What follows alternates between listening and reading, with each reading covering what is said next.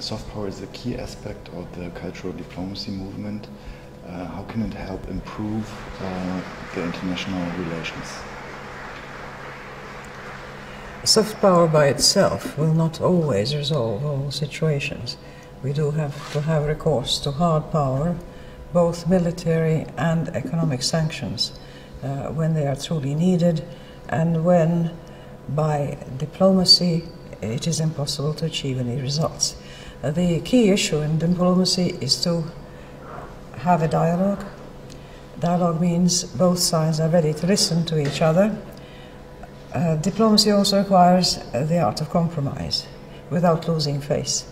That's why diplomacy is an art as well as a science, and typically it tries to find solutions that are acceptable to both sides without any one side feeling humiliator or the great loser.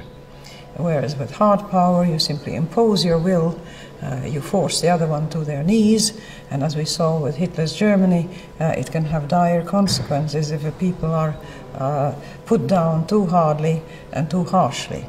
It's a very delicate balance. But the cultural diplomacy, to me, is at the very basis of what diplomacy can work with. If people live in different mental universes, if they have a completely different understanding of what words and concepts mean, the meeting of minds and an understanding of hearts is all but impossible. And this is why I was emphasizing the need for common contacts, certainly exchanges, and frankly with education that will include elements of different cultures as well as one's own.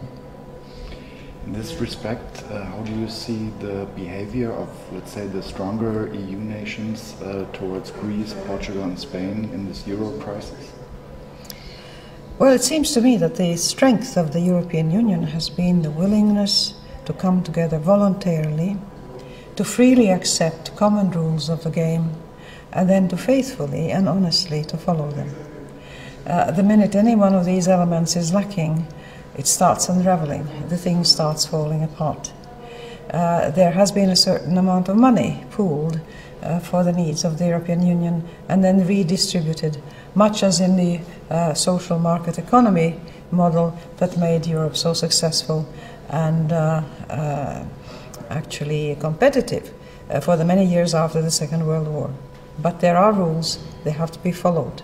When some, just like some individuals in a country, when they don't obey the law, they really undermine the prosperity and the security of everybody. So countries in the Union, if they deliberately and of their own free will decide that they are going to bend the rules or change them and not play by the same ones, they are being unfair to themselves for sure, but they are creating problems for their partners.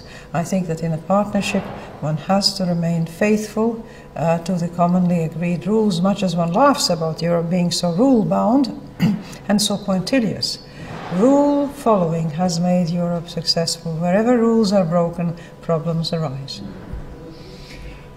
How could soft power help to stabilize the democracy in Afghanistan?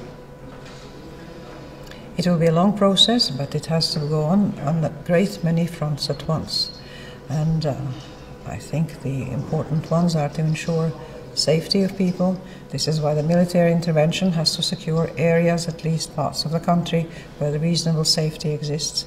And then one must have all the services and infrastructures that a normal state provides.